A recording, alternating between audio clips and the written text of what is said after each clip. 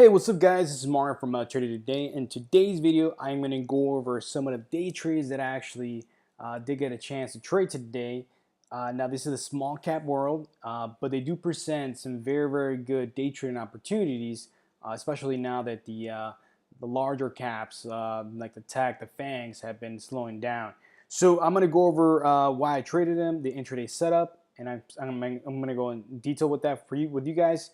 So hope you guys learned something. So let's get started. So I did trade XNet. Now you guys can see the 3 month chart. It has been trending nicely the last literally week and a half or 2 weeks. And yesterday, well actually Friday, it had a nice volume with nice follow through. So I was looking for a second day continuation and hopefully a break at 14, which is a whole number. So that's very important.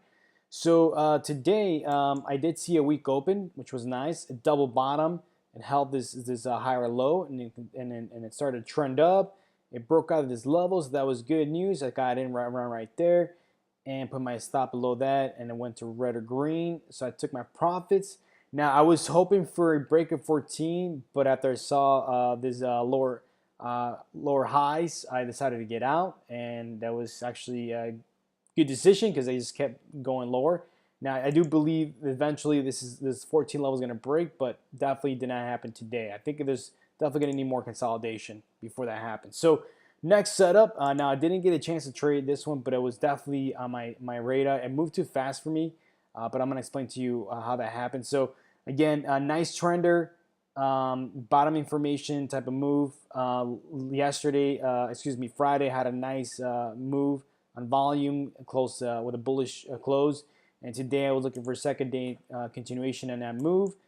So it had a nice weak open, consolidated, and I was literally about to get in when this literally just broke out without me. Too fast for me to kind of get in. I could have got, if I would have gotten in literally a couple seconds earlier, I would have been fine. But when it broke out this fast, my RR was not the same.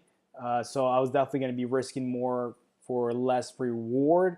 So it doesn't make sense. Again, as a reminder, guys, to be profitable long term, you have to have a minimum RR of 2 to 1. So for every dollar you risk, you have to make at least 2. So if that changes because, again, price moves without you, again, it's something that's very difficult for a lot of new traders is not to chase. So you have to control your emotions and focus on the next trade. Again, there's always going to be another trade. And that's something that I struggled with when I first started trading. I felt like I was missing out. FOMO, fear of missing out, which is a very common trait that a lot of newbies have and a lot of new traders. But again, there's always another setup. And again, the long run, you want to be successful in having the right setups, getting in at the right time, and make sure long run you always want to have at least a 2 to 1 reward to risk ratio. So for every dollar you risk, you want to make at least 2. In the long run, you will be profitable. All right, guys. So hopefully you learned something from this video. You guys will hear from me soon. Have a good one, guys.